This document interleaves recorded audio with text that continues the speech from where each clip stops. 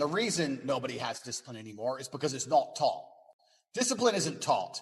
And the idea of being disciplined is seen as negative. And we also live in a world where everything and everybody is vying for our attention. Everything. There's ads everywhere. YouTube happens quickly. Kids are being raised with iPads. Like when I was a kid or you were a kid, we had a coloring book. Now they got flashing lights and little video games. Like, how do you think you're going to keep his attention as he grows old? He's been entertained by some of the best software developers in the world permanently since the second he could pick up an iPad. So your attention is very, very difficult. And that's what discipline is, really. It's the ability to stay focused on one thing for a long period of time. And I think most people don't realize how bad their attention span is or how much discipline they lack until they really start to suffer from it. And that's what will happen, especially as a man. I can't say as a woman because I'm not a woman, but as a man, if you don't have the ability to knuckle down and focus on something for a long time, life's going to punish you. Sooner or later, life's going to wake you up. And the reality of mastery and the reality of success is that it's not really a glamorous story. How do you become the best boxer in the world? You do the same thing over and over for 15 years. Jab, cross, hook. Like it's boring, but that's what discipline is. So the idea that a lot of people want to be constantly entertained. I want to be entertained. That's boring. Well, that's why you need discipline. People want to be constantly motivated. Oh, I don't feel motivated. Listen, if you're not motivated to go to the gym and that has resulted in you being obese, suffering health adversity, so you've now damaged your health. On top of that, you're less attractive to females. On top of that, your energy levels are lower. If you really need motivation to just lose weight and live a life worth living, then there's something wrong with you. I train every single day and I'm never motivated, but I'm disciplined. I never wake up and think, I want to train. I've been training my whole life. I'm bored of it, but it's something that has to be done, right? So the idea of entertainment, the idea of motivation, these things are completely detrimental to discipline. People come to me all the time and say, how do I get motivated? I say, you don't, you get disciplined. I don't care if you feel like doing X. You must do X or you will stay a loser. So do you want to be a loser or do you want to do X? There's nothing to do with motivation. So a lot of these things, people are constantly distracted. And I think a lot of the things that are taught and told about discipline are actually detrimental to a disciplined mindset as a whole. I always knew the answer to everything is raw action. The answer to everything has always been raw action. My dad had a tweet about this. He said that raw action solves all. And he used to say this. I'll give you an example. If you're a farmer and you need rain for your crop and there's no rain, you can sit there and say there's no rain, we're all going to starve. Or you can stand up and do a rain dance. Now, will your rain dance work? Perhaps not. Perhaps the rain won't come. But I would argue that you're better off standing up doing that rain dance than just sitting there waiting to die. You have to do something. Raw action solves. So when I was broke, I was never like, I'm poor. What do I do? It was, I'm poor. I have to do something. If I was broke, I'd go for a run. That's why I was such a great fighter. If I was broke, I'd sit there and go, I'm actually poor. How do I make money? Don't know. Where can I get some cash? Don't know. What work can I do? Don't know. I'll just go for a run then. And I just go for a 3-mile run. You just have to say, well, I have to do something. I can't just sit still and die. A lot of people are happy to just sit still and die or can go to sleep and take a nap. Well, if that's what you want to do, then you can say a loser. That's fine. I'm glad there are losers because if everyone had Lamborghinis, my Lamborghini wouldn't be fun to show off. I need you to look at it and feel the deep pain in your heart of regret and failure. That's the whole point of it. I need to drive my Bugatti and everyone be looking at it going, I'll never have one of those. And I can get all their energy and feel it all. And it makes me happy. Fantastic. So you can sit at home and do nothing. But when I was poor, I had to go for a run. I couldn't sit still or lift weights or do something. I couldn't even sleep. So raw action solves everything. And I understood that at a young age. But as you get older, you get to look back and you get to put your whole story together, the whole tapestry together. I knew I wouldn't stay poor. Did I ever think I'd get this rich?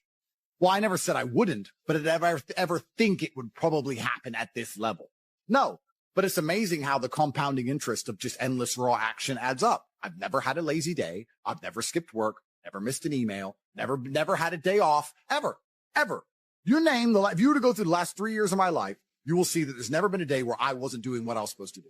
And it all just adds up and then monumental success comes and you get to laugh at everybody else. Ha ha ha. And life's great. Well, I think that initially fighting is always the best thing you can ever do. Especially it's the best way to spend your 20s because you heal superhumanly. You heal like Wolverine. And I can't think of a better use of that superhuman healing ability besides fighting. And it's going to teach you everything you need to know about personal accountability and hard work and overcoming fear and dedication and discipline. There's so many lessons to be found inside of fighting. And plus, it's the most respected sport on the planet. And I think that you'll learn more about yourself and more about life and more about the realities of how the world works if you're a fighter. So I think that's what's so fantastic about it. All of my wisdom and all the things I say doesn't come from books. It comes from life experience. And a lot of my life experience is the brutal realities of violence. So people say, oh, Andrew's so smart. Andrew's so wise. Andrew knows so many things. I've learned all of that simply through fighting. And if you're a warrior in life, the arena may change, but the battle never ends. Yeah. It's just never ending. And you have to get used to fighting. You have to get used to being under pressure and under stress all the time and being the kind of person who can perform and smile anyway. And I'm glad I spent my 20s training because I can't think of something else. I find it amazing that, like, I speak to people my age and I say, in my 20s, I spent maybe, I don't know, let's say 3 hours a day. What's a decade of 3 hours a day? Let's say 10,000 hours. I spent 10,000 hours in the gym training. You're the same age as me. What did you do with those 10,000 hours? And they can't even tell me what they did. What did you do? Watch TV, go out, go pub, sit around, sleep, nap, chase women. What did you actually do? We had the same amount of waking hours and the same amount of minutes. I know where 10,000 hours of my minutes went, and that's why I'm the champ. That's why I have 4 title belts above my bed. That's how I spent my 10,000 hours. Tell me what you did with your 10,000 hours, which is equal to, comparable to, or superior than how I spent my time. And they can't even name what they did with any of their time. They're like, don't know. Yeah. So if you're 16, you need to be using every single waking minute towards things you're going to remember. You're going to remember training. You're going to remember working hard. You're going to remember trying to make money. You're spending your life and wasting your time doing things you're not even going to be able to recollect in a few years. You're going to wonder why you fall behind the people who don't waste time. Time is the ultimate currency. Time is money. Time is also strength and power and networks connection. Time is everything. You can convert it. It's like malleable. Time is like Play-Doh. Yeah. You can turn it into anything. You can turn it into muscles if you go to the gym. Turn it into fighting prowess if you go to the fight gym. But people have all this time and they just mush around with it. And then they're like, don't know why I'm failing. I wish I was successful. When you're living that type of life and you end up searching for meaning, you end up down the path of hedonism because the meaning is I want to have as much fun as possible. But fun in and of itself, I was talking to another girl and I was saying to her that fun, she was saying to me, you know what, Andrew, all you do is work. You never really have fun. And I said, fun is haram. He goes, is fun really haram? I'm like, no, it's not. But please understand what I'm trying to say here. What I'm trying to say is when you look at what most people do for fun, it's haram. Look, what fun is clubs, drinking, running around, laughing like a kid, all this, all the bad things in life, the negative haramities can be attained through this obsession with fun. If you find a man who's obsessed with work, I have things I need to do and I feel satisfied inside when I do them. I have duty and I have work and I have obligations to fill and objectives to meet. I feel happy when they are done. That is my fun. My fun is clearing my emails, making $2 million in the day, buying another investment property I don't need, going to bed, training hard, eating right. That's my fun. Call me boring. That's what I enjoy. When you were talking about that lifestyle and what you end up searching for in that hedonism, you just end up searching for excesses, right? To have more fun, you want to get more drunk, go to more clubs, and it's just a black hole. It never ends, and you end up destroying yourself. Yep. We need discipline. We need purpose. We need to have parameters set for us. And truthfully, as a person, you're happier that way. That's why I quit drinking. People think I quit drinking because I reverted to Islam. That's not why. I actually quit drinking 2 months before that. I was extremely effective on alcohol. I would drink 4 or 5 times a week because I'm extremely rich and I have a very good life and I'm in my mansion and I'm drinking. I was still world famous. I was still making millions of dollars. I was still in fantastic physical condition. All the videos you watched me from a year and a half ago, I still look like a bodybuilder. I still outperformed everybody. I didn't have a drink problem. I could easily quit. In fact, I didn't even want to drink most of the time. It's just a party going on. I was still monumentally successful on alcohol and I could continue to drink alcohol for the rest of my life. But I stopped because I thought, will I enjoy having less fun? Will it be fun to have less fun? Okay, that's all fun. But would it be fun to have less fun? And I said, maybe instead of spending all of our money doing this stuff, we should spend all of our money getting very regimented. We should have loads of members of staff and we should be up at exactly 7:46 and we should have a coffee ready and hot at 7:47. And at 8:01, we should go into the gym and we should finish at 8:27 and we should have all of it. We should have everything regimented and we should produce more content than ever before, become richer than ever before, but just remove the fun and have fun in not having fun and just being monumentally competent and effective. Okay, well, I'll try it. Let me try for 6 months to give up all fun and just be boring. And then I learned some very interesting things during that time. Firstly, I learned that the whole idea of drinking for being social is now gone. I think we're at the age where if you were 21 and you didn't drink, you didn't have a life.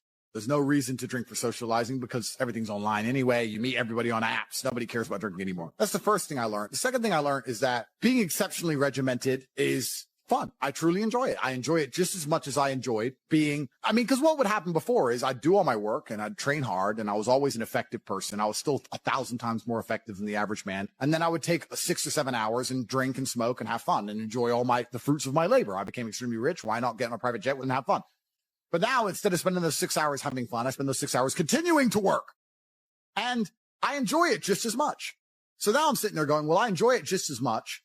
And I'm not damaging my health. I enjoy it just as much and I'm making more money. So it really, truly ruins my day when a beautiful girl's like, can I see you? It's like, oh, I've got work to do. I'm regimented. I have to sit here and type. I don't want to talk to you and have fun and party. I don't want to do any of that. I want to do emails. You don't get it. I know to you it makes no sense. But you already have all this money. Why do you want to do emails? Because that's my fun now, regiment.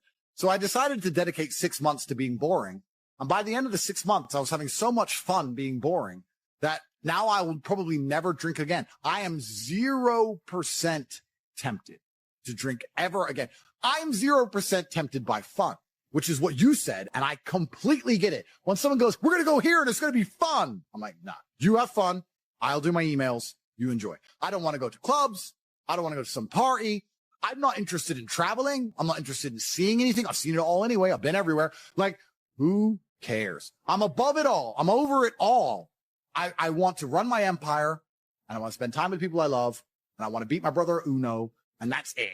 I don't want to do anything. Maybe I've gotten boring. Maybe I've leaned too much into the boring character, but I truly enjoy just being boring and regimented. And I like getting as much work done as possible. And that's why I'll never, ever drink again. So the whole concept of fun is alien to me. I totally get it now. When you said that, you're totally right. It's fun isn't fun. And then achieving things in work is fun. The only thing I guess I can say I do for fun is driving fast cars, but then I need to make $800,000 to buy a Ferrari. So it's still work involved, there's still work involved, but I really believe God's given me one of the best lives and I can't complain about anything bad that's happened. It's all been fantastic. I'm truly thankful for all of it. I think if a couple bad things happen to you, you should be intelligent enough to realize that eventually you're going to get over it and you're going to learn an important lesson. It's going to change you in the correct direction. And Allah's the best of planners and he knows what you need to learn. I think that as humans, especially as men, we only learn the hard way anyway. There's 2 ways to learn a lesson, the hard way and the hardest way. There's no easy way to learn a lesson. You have to learn the hard way. So God gives us lessons via difficulty. He thinks you need to learn this about yourself or this about other people. So I'm going to give you a difficult time so you can learn your lesson. Because if I just said, hey, Andrew, this is how the world works, you go, yeah. But when I show you, when you feel it, my fight coach used to say, you have to feel it to believe it. That's why if he was teaching low kicks, he'd kick your leg off because you don't believe in the power of a low kick. You don't believe a low kick can be so devastating unless you've felt it. You have to feel it to believe it. So God will give you a difficult time so you learn your lessons. And the lessons are very important for you to be the person who you need to be in this life. He's the best of planners. And I'm thankful for all the lessons he's given me. He's bestowed knowledge upon me.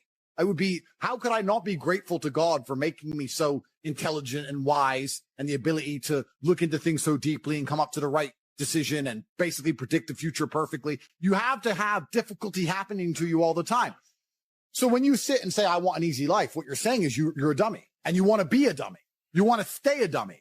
I want an easy life and I don't want anything bad to happen to me because even though it will teach me lessons, I'm too big I can't handle the emotional pain. I can't handle the stress. I don't want to be a dummy. I want to be smart. If I want to be smart, then hurt me. I just know that I become a more formidable, more competitive version of myself after every single bad thing that's ever happened to me. It's one less thing to fear. It's one less thing to be worried about. I've done it before. Because it's also very interesting because you talk about wisdom. You use the word wisdom, and I appreciate the compliment. I don't read books. I never read a book because I don't have time. All of the wisdom I have, all of this knowledge I speak, all of these things I say have been learned through basically difficulty of life, through professional fighting and being poor and all bad things happening to me and struggle. All of my lessons have been bad things, bad events, bad scenarios, bad situations, pain, suffering, anger, resentment, all of these horrible emotions are how I've learned everything. So I thank God for giving them to me. And anyone who wants an easy life wants to stay a dummy. What do you learn if you just get money, you buy a crypto coin, it blows up, you get some money, you go to some restaurants? What do you learn about anything? You don't. Completely. And then the thing that's so interesting is that the people who are choosing the safe option is actually choosing the most risky option. So you're not taking a safe option. You're taking a coward's way out, and it leads to exactly where a coward's way should lead. Cowards in the end do not get to enjoy the shade of the olive tree, because unless you fought in the arena, unless you've been a gladiator, you never get the peace of mind and peace of heart, which is afforded from bravery. So if you choose the safe choices in life, thinking, oh, I'm going to take the safe route, you don't end up anywhere safe. The safe option doesn't work anymore. You need to take risks. You need to try and start your own business. You need to go all in on things. You need to go wild. You need to be a man who's not afraid to stand up and think, it's all on my back and I'm going to find a way to pull this off. Because any other way, any other option in the world today only leads to a bad scenario. Yeah. The safest thing you can do are the riskiest things. That's the now scenario we're in. Every single gamble I've taken, which was seen as risky, all paid off for me because I dedicated myself completely. So how do you find happiness? Happiness is in struggle. The struggle and the size of the struggle you're facing, along with how important it is and how important you feel it is deep in your heart, is directly correlated to how successful and how happy you're going to feel all of the time. Struggle is extremely important for a man, and you should be looking to inject struggle into your life permanently. We talked about this in the past emergency meeting, because if you're injecting struggle and that struggle, solving those problems lead to a positive place, once you become addicted to it, you're going to become a machine of monumental achievement. There are some very simple, basic things you can do. Weight training, chess, having debates, trying your very best to take care of your mother, retire her, make sure that your people who you love are taken care of. You need goals and resistance and something to fight against to live well, because the distance between pain and joy is what we experience. If you only have joy all of the time and no pain, you are not going to be happy. You don't need drugs. You don't need alcohol. You don't need parties or festivals. You don't need fun. Fun is the vector from which Satan operates. Every time you look at something which is fun, it's all just hedonistic. There's no money to be made. You don't retire your mother. You don't help the world. You don't give to charity. You don't become stronger. You don't become wiser. You don't learn anything. Next time you think of what is fun, and someone goes, guys, come, it'll be fun. Sit there, go, wait. Will it? Experiences are unique. Jail was a unique experience. Bunch of fun. Unique. Life's not about fun as a man. Life is about doing the right thing because it must be done. Now, there are some things that are fun which can be earned. And there are some things which are fun that you could do which perhaps involve skill. Driving a supercar around a racetrack is fun. It involves skill. You have to be good at what you do. Cool. But a lot of this fun that is easily accessible to everyone, because not everybody can get a Ferrari on a closed racetrack. I can. You can't, because you're poor. You do not need fun until you've already reached the highest possible echelon. So this whole idea that you need fun in your life, you don't. What you need is purpose. You need discipline. You need hard work. You need things to do which are going to benefit you and the others around you. You need duty. You need obligations. And you need performance metrics. You need people around you who are going to hold you accountable. You don't need to be waking up thinking about fun. You're nobodies. You're not important. Nobody knows who you are. You're not physically strong. You're not financially wealthy. You have bigger concerns. You're obsessed with this idea of fun. Hey, what are we going to do this weekend? We need to have some fun. Do you? Do you need fun? Do you deserve it? Really? Have you actually gone out there in the universe and made a mark large enough that you're allowed some time off to have some fun? You don't deserve any fun. You don't need any fun. You have work to do. Your obsession with fun is holding you back. These things you think are fun aren't fun. Checking your bank balance in your house, not going out, you're not in a club, and seeing $20 million liquid is very fun. That's right. Much more fun than anything you could possibly ever do. So, although it wasn't fun to sit around and accumulate that kind of wealth, it's the funnest thing in the universe, in a way. For a man, your contentment will come from your purpose, and it will come from your competence, and it will come from succeeding objectives. It will come from completing difficult things that other people cannot complete. It will never come from the easily accessible hedonism, which you have confused for fun. If everybody can do it, you shouldn't want to do it. If everybody can go to that concert, you shouldn't want to go. If everybody can go to that club, you shouldn't want to go. But you should only want to do things others can't do. The only fun I have is doing things I know you're not allowed to do. Putting my Bugatti on an A380 and flying it around the world to a racetrack, which I've rented out for only me and only my friends to race around cars. You can't do that. I can. That is fun. But if you say to me, Andrew, come to this party, and I say, well, who's there? Everyone. Oh, everyone's there. Does that mean I need to go? Right? It's the event of the century. Ooh, everyone's there. If everyone's there, it's trash. So you need to sit there and go, all right, I'm being asked to do something fun. Who else can do this? And if the answer is everybody, stop. I clear my emails. I've trained hard that day. I've made a couple $1 million. I've spec'd a brand new car. I've checked on all the people I love, all the people I care about. I've donated some money to charity. My children are fed. Their mothers are taken care of. Everything is in order. Everything is in its proper place. That is fun. If you say to me, Andrew, skip a portion of that organization and professionalism so that we can go and do something that everyone else can do, my answer will be no. That does not sound fun to me. And the fact that you think that's fun shows that you have a severe mental deficiency. Stay away from it. You're only going to find actual fun through purpose. You're only going to find purpose through exceptionalism. So you need to become the best possible version of yourself in all realms. That's extremely important. The reason you are so unhappy is because you are trying to have fun. You're unhappy because you're trying to have fun instead of trying to become important. They are very different things, and you're never going to feel satisfied in your heart unless you become important. Please imagine. And being important is fun. Oh, it's absolutely fun. Please imagine, and I don't state this with arrogance, please imagine for a second you're the most Googled man on the planet, and you're a kickboxing world champion, and you have hundreds of millions of dollars, and you're built like a tank. Imagine how you feel when you look in the mirror. Nothing can match that, and nothing can beat that. As a man, you need to have struggle in your life. I want you guys to actually sit and think, what struggle are you going through daily? What struggle are you undertaking? What struggle are you trying to overcome? Because you should make a list of them. I can know for myself, every single day I wake up and I train physically. Every single day I have to go through X amount of physical pain when my day begins. That is a struggle that must be completed. Then I must try and keep my massive empire online, see my children, take care of everybody. There's struggle involved. My life is difficult. Difficult lives are fulfilling because we used to have to hunt and fish and go out there and go through difficulty to survive. And I often see that when I speak to people who are too comfortable, they end up being unhappy. Yeah. You can't entertain yourself to happiness. You must earn happiness. You must climb a mountain. You must struggle yourself to happiness. That's extremely important. There must be physical, mental, social, creative, some kind of spiritual struggle. And those things being satisfied is what's going to satisfy you. It's like Bitcoin. Bitcoin's a mathematical equation. You solve the equation, you get a Bitcoin. Life is very much the same. There's struggles, there's difficulties which you have undertaken, which you have adopted to try and complete. And when you finish those things, then you get satisfaction as a reward. That's the Bitcoin. The only other alternative to that to feel good is hedonism, which is drugs and alcohol. And that's not going to satisfy you for very long. And it's also going to destroy your life. So it's extremely important. This is actually why people are addicted to video games. Young men are addicted to video games because it mimics virtually what they ought to be doing in the real world. Yeah. Effort in to upgrade their character, to become a better version of themselves so they can do better things than they could previously do and explore new areas of the map. The areas of the map, which are Bugatti convention, flying there on a private jet to sit with billionaires. The Grand Casino Monaco is a cool area of the map that you have not unlocked yet, but it's great. Which requires you to upgrade your character as a person. You understand this in video games, and you do it in video games because it's very interesting to do. However, you don't want to do it in the real world. But in the real world, it's so much more rewarding. And I'm actually going to argue that we're living in one of the final periods where that's true. I'd say in a few generations, who you are and who your physical body is may not matter nearly as much. No, but it does matter today. A lot. Exactly. So that's why you should enjoy it while you can. Yeah.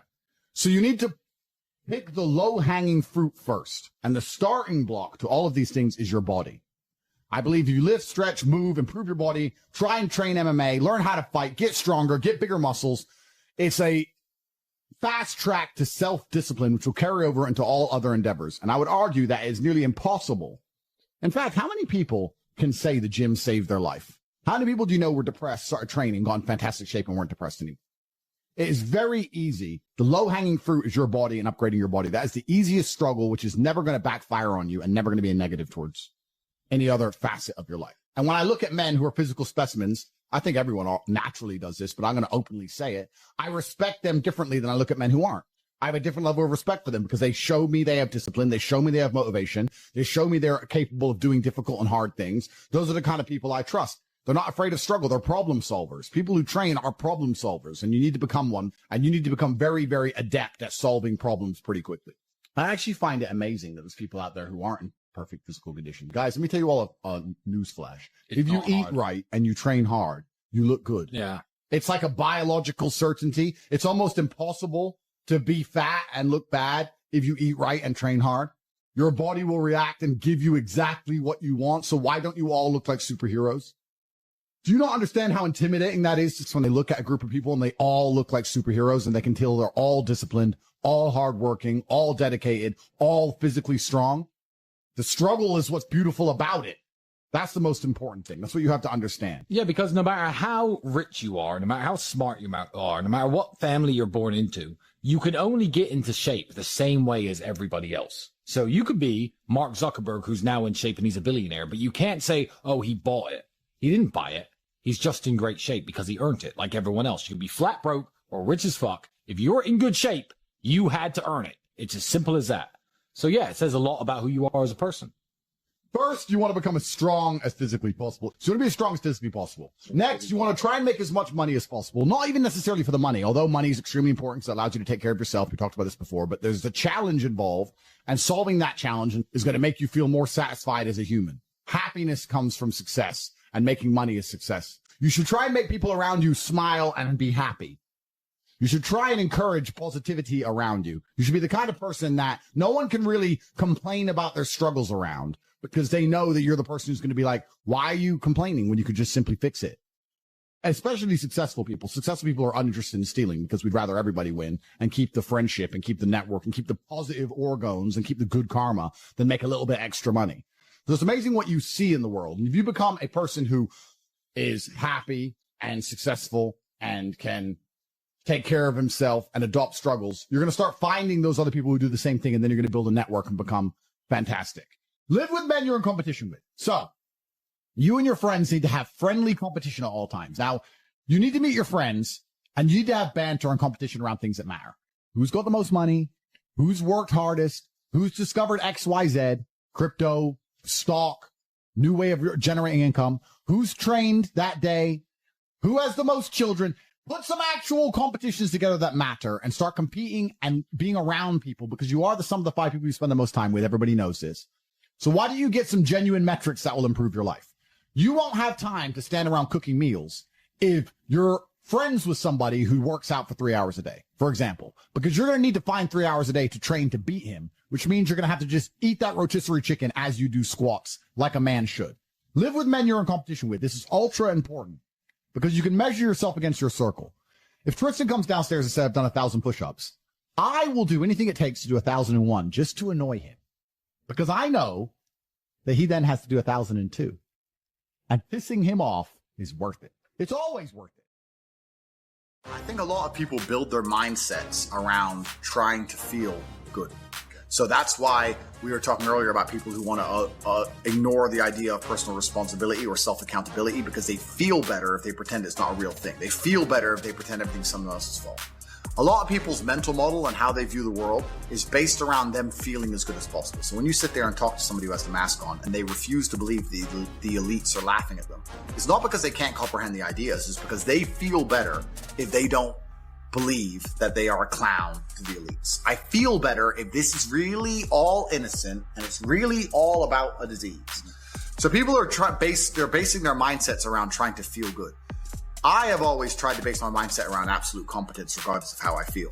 And there are certainly disadvantages to that. There are times you're going to be a lot more pessimistic, or you're going to be a lot more stressed, or a lot more, pissed off about certain things than others. Yeah, that can be seen as a downside. But like I said, I use all of those things for unlimited motivation to propel my endless upward trajectory.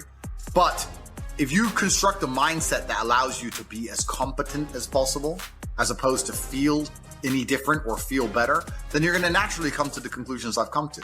You're as competent as possible if you believe you can affect absolutely everything about your life. You're as competent as possible if you believe absolutely everything that's happened to you, whether good or bad, is completely your fault.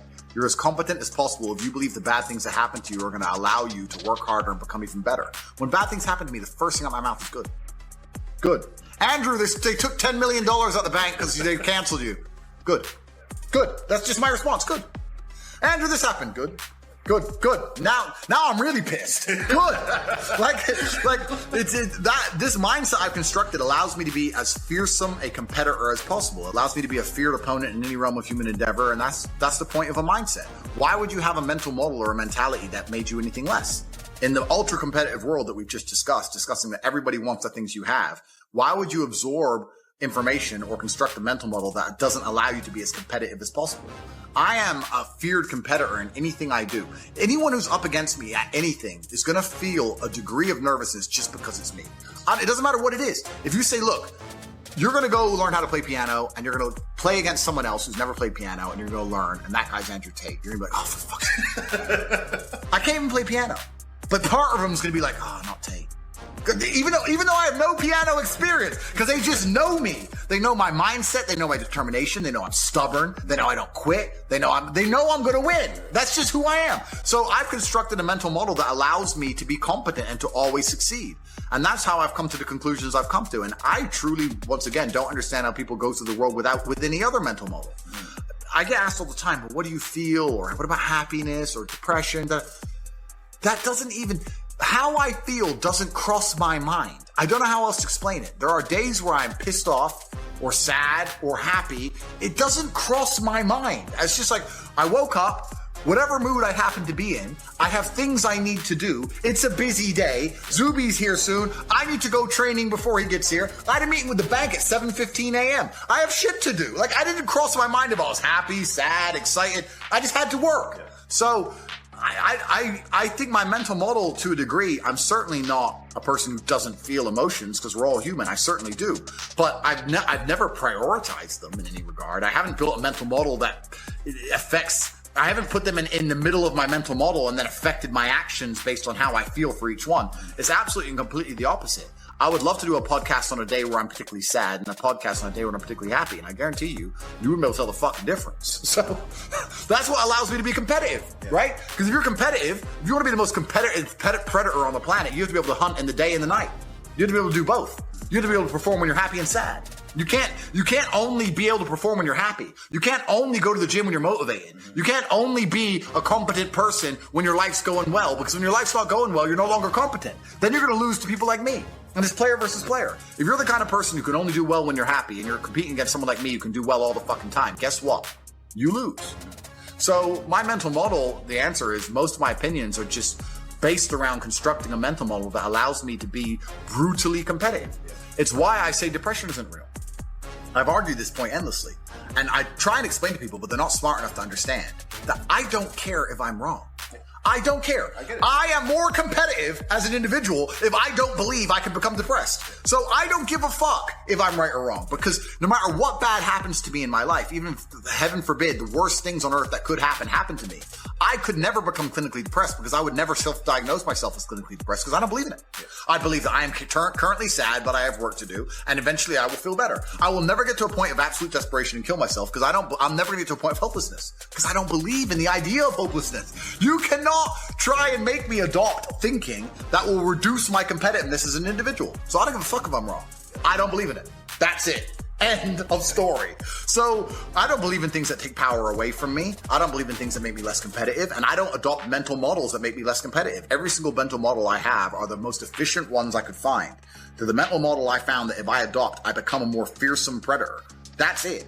So this is how I've come to all of my conclusions as an individual. My only weapon against all of these people and all this garbage is to smile. There are people sitting in a dark room right now.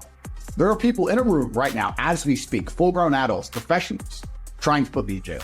There are teams. There's a prosecutor and his underlings sitting there, analyzing my entire life, every message I've ever sent, everywhere I've ever been, and what I've ever spoken to, ever. As we speak, trying to put me back in a dungeon. At the same time, there are people sitting around trying to cancel me, get me off the internet, make sure I have no influence, no work. They're sitting there. They've frozen all my bank accounts, have taken almost 20% of my car collection. Almost. They've put me in jail, and they've done all this to me, and they're sitting there trying to attack me, and I smile. That's my weapon. That's my weapon. They go to jail. I don't care.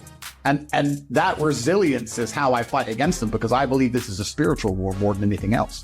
The reason they're trying to attack me is because I'm seen as a hero to so many young boys, and that inspires bravery in the young boys. So they're trying to kill the hero.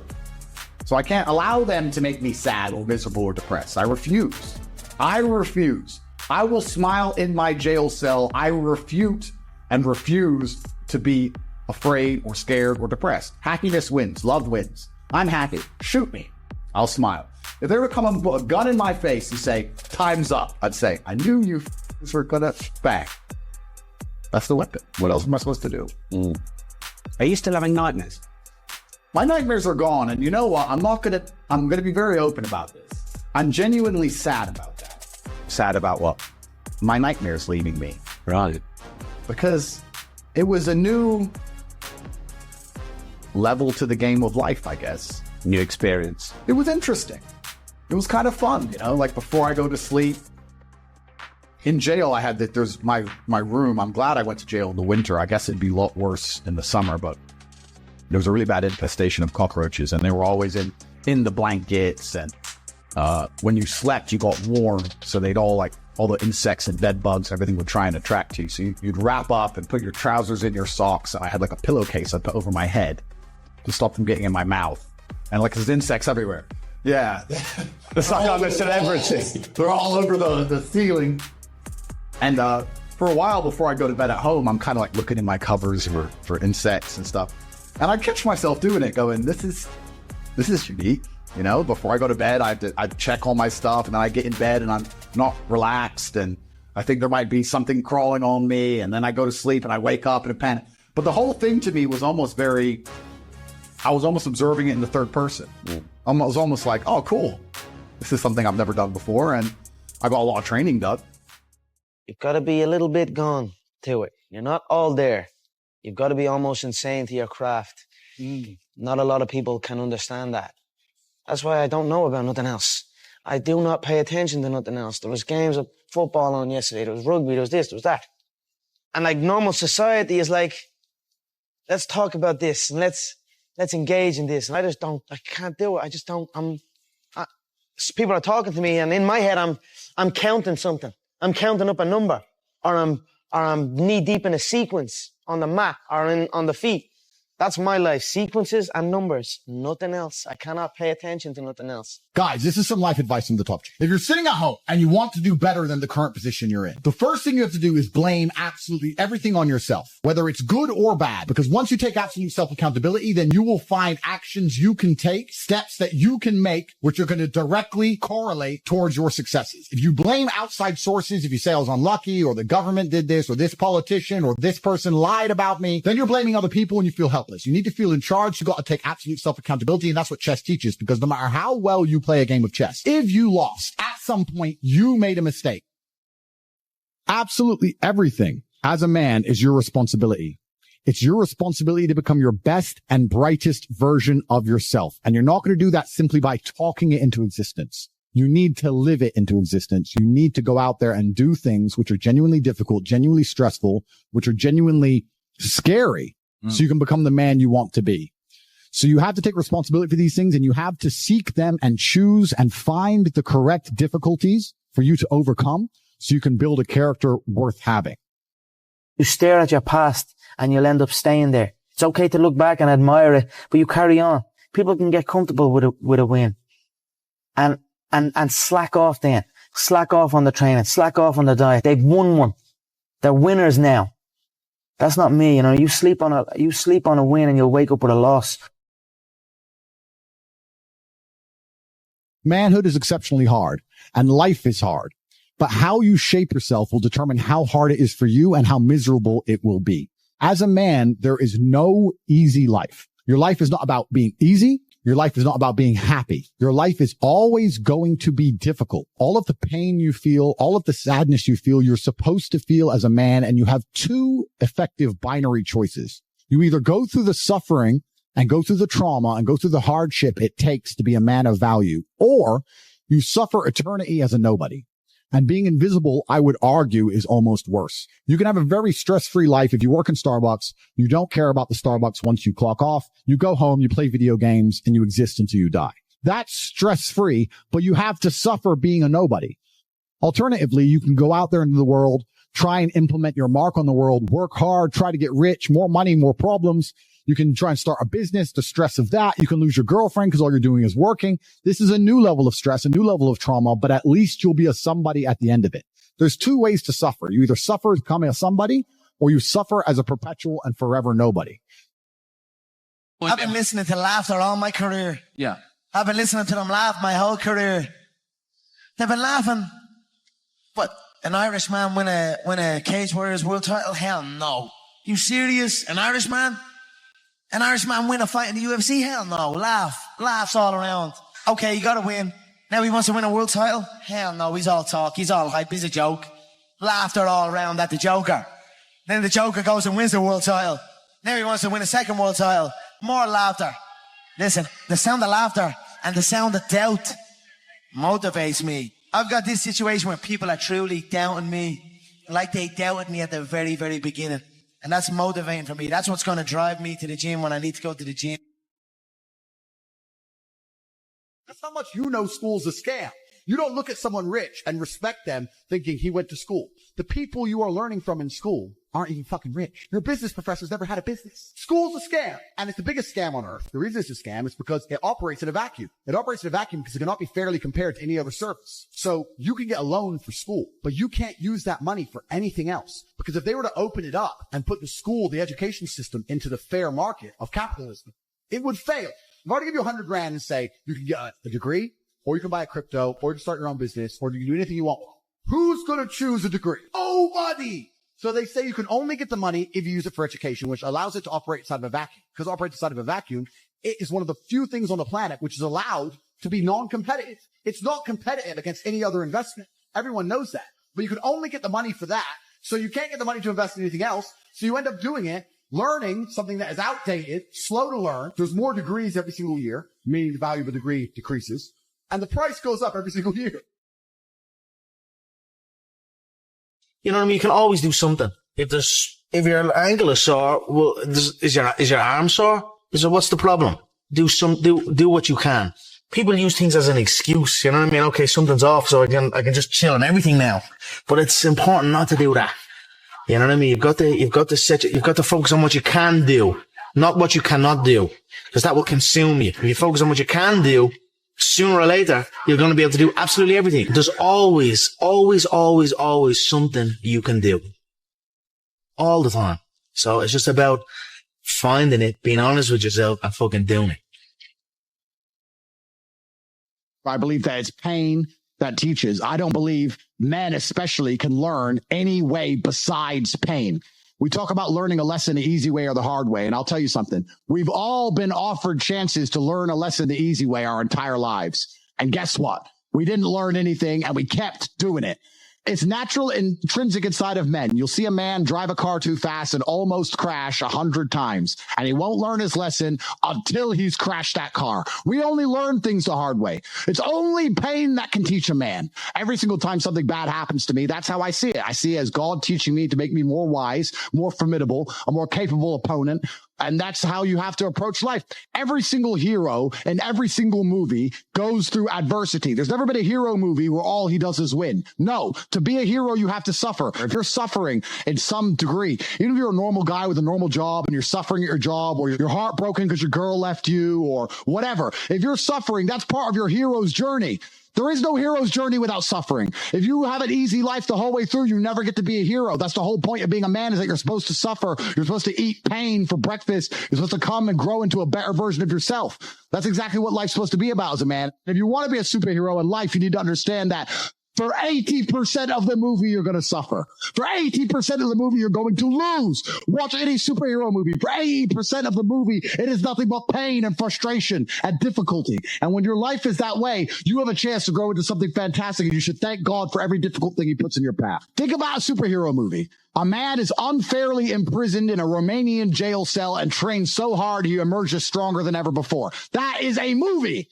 You get to live a movie as a man if all you had was some balls. We are living movie scripts. Why? Because we have bravery. Most men sit there and wonder why they're depressed because you don't get to live a movie. You're not the main character of anything. You're not even a secondary character in anyone else's movie. You're an unimportant nobody because you were afraid your entire life. You've lived like a coward your whole life. You were afraid of what might happen if you have some balls. And then you wonder why you're depressed. I'd be depressed if I was you. Of course, your life sucks. I'd rather go to jail as me than live free as you. Because when you're free, you can't even do anything. You can't go where you want. You're broke. You can't have sex. Girls don't want you. You can't speak because no one listens. So what are you free to do? You're more in jail than I ever was. My mind is free. I'm allowed to think what I want to think and say what I want to say.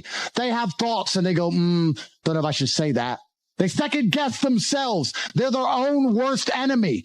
Every single part of me is on my team. I have enemies who want me dead. Fine. But every single part of me, my mind, my hands, my legs, every single part of me is on my team. My body doesn't second guess itself. My mind doesn't turn on itself. We don't break and self-sabotage. There's no civil wars inside of Andrew Tate. Now, a lot of men no longer have shame. You have no shame left. You should be too ashamed to be a coward. You should be too ashamed to do the wrong thing. Where's your shame? Well, we destroy that, right? We destroy that even in schools with men and stuff. I'll tell you something. My brother can shame me into doing something. He can shame me. He can call me a pussy or a coward, and I'll set up and say, no, I'm not, and I'll do the brave thing. Shame works for men sometimes. I say to men all the time, men come to me and say, I can't get a girlfriend. I say, it's because you're a loser. You are a loser. Change that fact. Come to me and prove to me you're not a loser. I will shame him, and he will react to it, and his life will improve. But now we have men with no shame. They'll walk around with no shame at all, and then we wonder why we have a whole bunch of cowards. Cowardice is always the easy choice, but you should feel too much shame to take it. That's the problem. It's the path of man. It's the path of victory, and it's the only path to truth. It's the only path to genuine happiness in your heart. There's one path. There's one. There is one path to happiness, and that is masculine strength, and that is eating pain for breakfast and becoming a better person. The flavor of life is pain. You try to change the flavor, you're going to end up disappointed, you're going to end up weak, you're going to end up miserable. Accept the flavor and learn to love it. That's the only path to genuine competence and happiness within yourself as a man.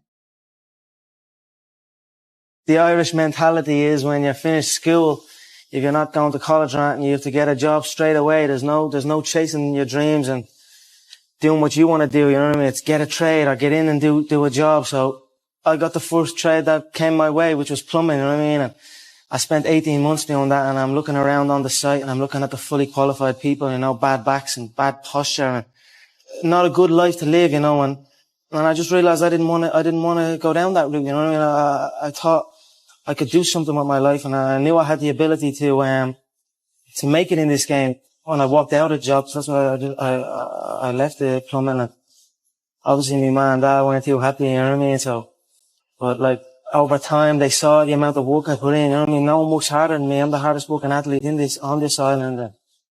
Life experience is always going to be valuable, no matter what it is. Especially when you're young, you're going to get your heart broken a bunch of times. Some bigger, older, richer dude's going to take that shit. Heartbreak is the most fantastic motivator on the planet. When a lot of men message me and say they're heartbroken, I think that is the most fantastic mindset to be in to achieve things. Because there is that degree of revenge, and there is that degree of vengeance, and that can only be achieved through being so successful, so monumentally important that she can't forgive you. And also, you cannot even sleep. You can't even concentrate. Like, your whole mind's a mess. That's the perfect time to train. I only mention heartbreak all the time because I know it's a path every single young man goes through. There's up and down. There's rain and sunshine. You have to be that man who's going to go through it all. If you're a man who has a heart broken, why did this happen? You have to know the why to prevent it from happening. You have to analyze the scenario and learn from it. One of the things women are best at is they're a fantastic mirror. Women are a reflection. If you have any weakness inside of you, or if you have any downfalls as a person, a woman's going to show you who they are. If you're too emotional, if you're too easy to get angry, she'll teach you that. She'll teach you that you can get angry too fast. Piss her off. If you're small, she'll tell you. She'll tell you exactly what is wrong with you when she is mad. She'll sit there and say, you got a short leg and your haircut shit. Get a new haircut. I hate your ugly ass. They'll tell you exactly what is wrong with you. When you look at your bad or your previous relationships with women that went wrong, you can sit there and go, okay, this all went wrong. What has she taught me? She taught me that I'm emotionally affectable. She taught me that if she ignores me, she gets more attention than if she's nice to me. You have to sit there and analyze all the lessons, and you have to implement them. It's the same with absolutely everything. But women are a fantastic mirror. A lot of these guys who resort to that are men who don't have the self-reflection to sit and say, okay, why did this happen? As a man, you have to be accountable for absolutely everything. Every single thing that happens is your fault. You made her leave you. You did. Whether you like it or not, you are the reason she became so cold. You are the reason she doesn't listen anymore. You are the reason she's so arrogant all of a sudden. 100%. You are. You may not have identified why yet, but if you identify why, then you get into your next relationship healed and understanding what you did wrong and learn from it. That's what you have to do. But most of these men don't want the self-accountability and they want to blame the women. You have to blame yourself. I know when to set a boundary, when to be nice. I know exactly what to do because I've self-analyzed. A lot of these red pill guys, they want to do exactly like you said, just run around and just bang chicks because they've never looked in the mirror and go, why do these chicks not want to just love me? Why am I a up? You're not perfect. There's a lot you learn, but you have to self-reflect and learn and pay attention to the mirror. These men who are afraid of commitment are not blaming themselves like they should. I actually truly believe that women in their hearts, unless they're completely corrupted by society, women just want to love and be loved and feel safe. That's what they want. They want a man that they can look at and they truly know he makes the decisions and I trust him to make the decisions and I love him for that and I respect him for that. That's what they truly want. When a woman starts turning on you, it's usually because she doesn't trust you for some reason. She doesn't trust your judgment. If she starts to doubt your judgment, how can she truly love you? You're the protector. You're the provider. If a woman's gone cold on you, you have to sit there and go, okay, she doesn't trust my judgment. What have I done that made her doubt me? It's not her fault. It's your fault. Every single time a woman leaves you as a man, it is your fault. Always. Even if a richer, more successful, more alpha man stole her from you, it's still your fault because you need to be like him. It's always 100% your fault. These men don't take accountability. It's 100% their fault. People say to me, can you turn her into a housewife? And I say, listen, I wouldn't want to, but I bet I could. There ain't a woman alive who's going to cheat on me. With who? With who? With who? Who's she going to cheat on me with? Who the fuck is she going to cheat with? Nobody. There's not a girl alive I couldn't get loyalty from. Now, would I ever want to do it? Probably not. I like the idea of exclusivity. But once you get to a certain level, yeah. If you're that guy, you're that guy. Do you have something to prove? I think everybody on the planet has something to prove. If you walk through life and feel like you have nothing to prove, then you're a fucking loser. If you wake up each day and go, I don't owe anybody anything, I don't have to prove anything to anybody, then you are a loser because you are absolutely not incorrect. You must prove yourself to other people. You must prove yourself to your bloodline, as we just discussed. You must prove yourself to God. God hates the lazy. He can't stand them. If he gives you all these genetic dispositions and these natural God-given gifts, if you have 2 arms and 2 legs and you can think, and you're not trying your absolute best, that's the reason you're not lucky. He doesn't like you. He likes the people which show him the beauty of his own creation. He likes to give somebody building blocks and them to build something amazing.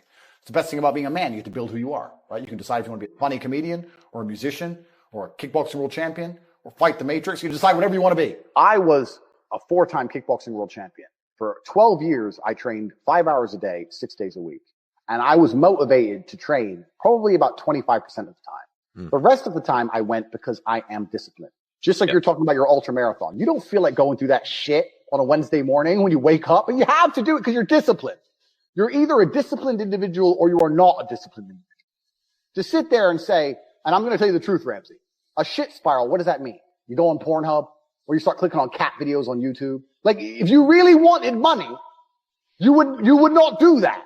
The number one thing people don't have control of in their lives is their mind. But what's funny about that is the only thing in life you can truly control is your mind.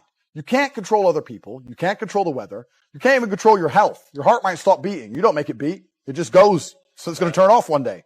The only thing you can control in your life is what you think in your mind. So if you're going to sit there and go, oh, I'm sad, well, you can change that if you actually try, but you don't. You just accept it, right? So people have lost control of their own minds. And I don't understand why you would allow your own mind to take power from you. Why would you let your own mind convince you you're not a lucky person, or I'm not this, or I'm not confident? Why would you let your own mind sabotage you? Why wouldn't you reprogram your own mind to be on your team? It should be your ally, right? My mind is my ally. You can dump me in a bikini in the fucking Arctic Circle to die. 2 days later, I'm coming to your house, knocking on the door with 3 girlfriends in a Cadillac. I'm not going to sit there and go, shit, I'm going to die. I'm going to be like, okay, Andrew, you're the man. I don't know what the fuck we're going to do, but you're going to pull this off. You have to be good enough on your worst day to beat your opponent on his best day. On the day he feels motivated and gets out of bed and wants to fight and he's raring to go and he's on the top of his game, and you feel the absolute opposite. You want to lay in bed, you don't want to move, you don't want to go anywhere, but you have to get up and have to fight this man. You have to be good enough to beat him anyway. You have to be that good. Life often gives you chances and you get one shot. You don't get to replay them. You don't get to rerun them. Even the ones that you do get to rerun, you do get to replay. I guarantee if you pulled it off first time every time, your life would be completely different than if you pulled it off on the second time every time. It'd be a different trajectory. There'd be no failure in the mix. The air wouldn't be stained with the stench of your inadequacy. You must be that good that no matter what happens in life, even when the Matrix attacks you, even when you get curveballed, you can put on a nice suit, you can pull out some money from somewhere, put on a diamond watch, and pull it off. You have to be that guy. And the way you're going to do that is by training. You have to practice. And you have to be held accountable amongst other men who are extremely capable in all realms. You can't be hanging around with losers because losers will allow you to lose. You need to be hanging around with winners because winners will not allow you to lose. We hate losers. We don't even like them around us. They stain our air. Train harder. When I get a message from whoever and he goes, my wife left me, I'm devastated. I say, I understand. I completely understand how hard it can be to lose a woman that you've given your entire life to. And you've done so many nice things. And then because of one thing you did, her innate and absolutely insane level of ungratefulness has turned her bitter, and she now talks to you like she hates you over one thing you've done after thousands of efforts showing how dedicated you are to her. And even now that you're prepared to die for her, she doesn't give a shit about you. I understand that pain. But my answer is, good. It's still good. Now take all of that pain, and instead of emailing me, do this. And then you're going to become the kind of person that women don't leave. Then you win. If you don't believe in depression, you can't be depressed. Right. All you can be is, okay, I feel a bit pissed off. Time to get up and go get it. Let's hit the gym, bang, hit the club. I'm going to make some things happen in my life. But if you do believe in depression, the second you feel sad, the first thing you do is sit down and go, this isn't my fault. I feel this way. I have a disease and nothing's going to make me better. And you're going to get worse. So this is the whole point. This is what was amazing when I said depression wasn't real. I said, because I was getting attacked by, all the Avatar Anon characters. I'm depressed. You don't understand. My friend killed himself, blah, blah, blah. I was like, listen, if depression is really so horrible, why are you all defending it so fervently? So it's real. It's real. It's so powerful. It's real. Why are you defending this horrible thing? Why don't you sit there and go, you know what? You're right, Andrew. Fuck depression. But they want to defend it because it's an identity.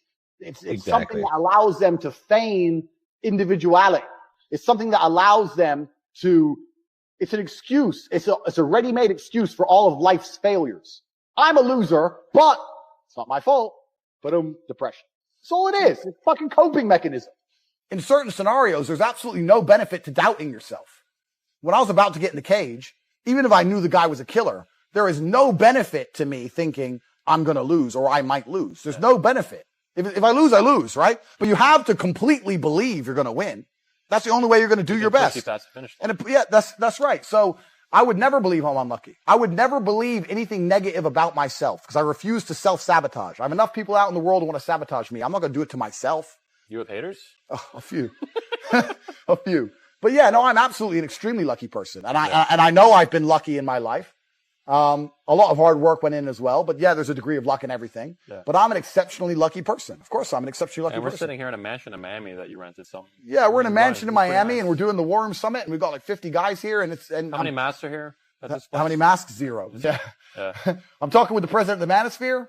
Life's good, right? Life's good, and I control my mind. My mind doesn't sabotage me. My mind will never say anything negative about me or what I can do or what I've done ever. Depression is not real. Because that allows me to become more competitive. I don't give a shit what paperwork you pull out your ass and which depressed person or psychologist comes in here and tries to explain to me how depression works. I'm more competitive if I don't believe in it. Because then when bad things happen to me, it doesn't cross my mind that I might catch depression. It is not even an idea in my me and Tristan are in jail. Everyone's depressed. We're smoking cigarettes and dancing around. We can't be depressed because we don't believe in it. So I'll only adopt ideas that make me hyper competitive. And sometimes that's going to make you very humble. Sometimes it's very competitive to think, shit, I might lose here. Sometimes competitive to be delusional and think you can't lose. If you corner me and there's no way out but to fight and 10 men are going to try and kill me, I'm going to believe I can win. Delusional, maybe, but it makes me most competitive. That's what I believe.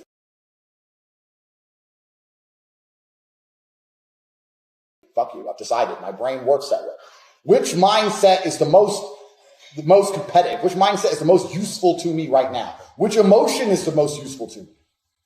I change emotions. We can all change our emotions if we really want to. You could all think yourself sad. You could all think yourself happy. Everyone can do it, but people take too long to do it. You need 10 minutes. Get good at it. Give yourself a few seconds. And then you have to decide which emotion puts me in the most competitive state right now. And you'll often find that happy is not one you choose very often. It's not a competitive emotion to be happy. For 5,000 years, people were dodging saber-toothed tigers and catching the plague and running from Genghis Khan just for my stupid ass to be born. I don't owe them anything. I don't owe them a thing because I want to play video games. These people are fucking losers. You should walk through Earth with force inside of you. As I walked into this hotel reception, everybody looked. Not because they know who I am, but because as I move, even if it's behind their head, people feel something and they go, it's an energy that comes from brutal competence. It's almost like an evolutionary thing where a rabbit can just smell a fox. It just knows. That's what happens when a predator walks in a room, even amongst humans. You pay attention next time you're in a restaurant. If a man who's truly dangerous walks in, nearly every other man kind of looks up at the same time. You feel it. You need to or you don't survive. We've evolved with that to live. That's who I am. I couldn't imagine not being that man. There's a difference between want and want. And I say this all the time. People say to me, I want to be rich. And I say, okay, well, I want to be able to ice skate. But I don't want to be able to ice skate enough to go learn how to ice skate because I can't be bothered. I mean, surely if I could click my fingers and be a figure skater, I'd click my fingers. Who wouldn't? But I don't want to actually go train because I don't want it enough. And this is the exact point with money. Everyone wants money put on their lap. If you truly wanted money, you wouldn't be able to sleep until you fucking had it. Yeah. And this is the point.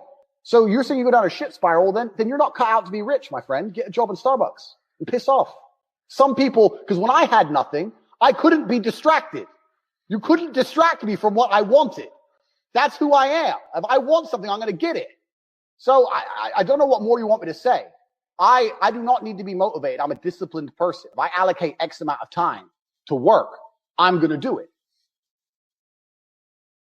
You're tired. You don't want to work. You want to go to sleep and just relax. You do it. Okay. Anyway.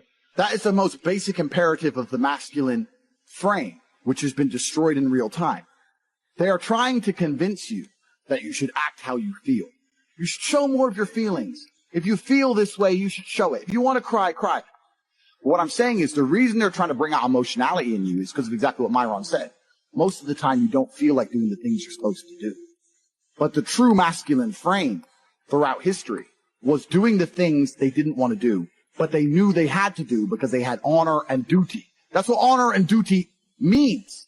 Do you think the men on the Titanic wanted to stay on the fucking Titanic? No. We're men. We have to stay. We're scared, but we must. It's our duty to let the women and children on the lifeboats. This is masculine duty. A good man controls himself. I have absolute self-control.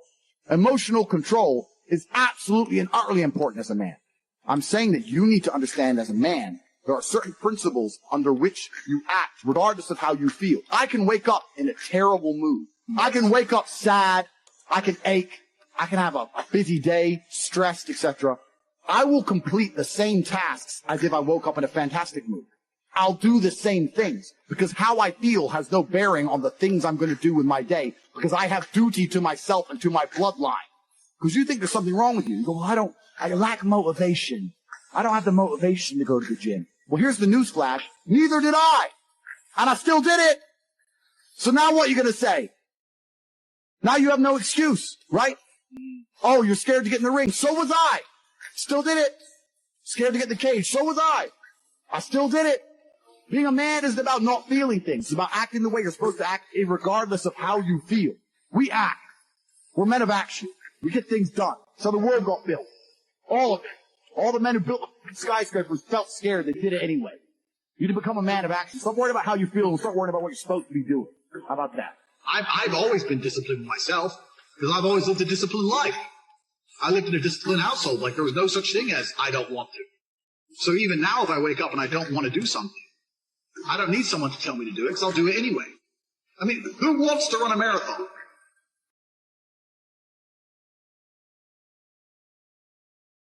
Nobody. Who wants to do that? You just do it, don't you? Because, you know, it's a thing you're going to have to do. And you have to blood, sweat, tears. There is a version of the world where you can feel things and really not give a fuck how you feel. Like, if I feel sad, It does not change how I act, and it does not change the things I do. If I don't feel like going to the gym, I go to the gym. If I don't feel like working, I will still work. If I wake up in a happy mood and I have a business to run, if I wake up in a sad mood, I have the same shit to do. I'm going to get it done. So where's the importance of it? It's in my mind, that's how I view it. Like, how does that affect what I'm going to do? Well, nothing. It doesn't. Motivation in and of itself is a scam. I don't believe in motivation. I believe in discipline. I am not motivated to do the things I'm supposed to do. I don't wake up full of like joy. I have to go to the gym, or that I have to work, or I deal with crap. I don't feel motivated to do them. I'm disciplined. I do them regardless of how I feel. Whether I'm in the mood to do it or I'm not in the mood to do it, it gets done. That's discipline's a real thing. Motivation is fleeting. You're never going to be permanently motivated.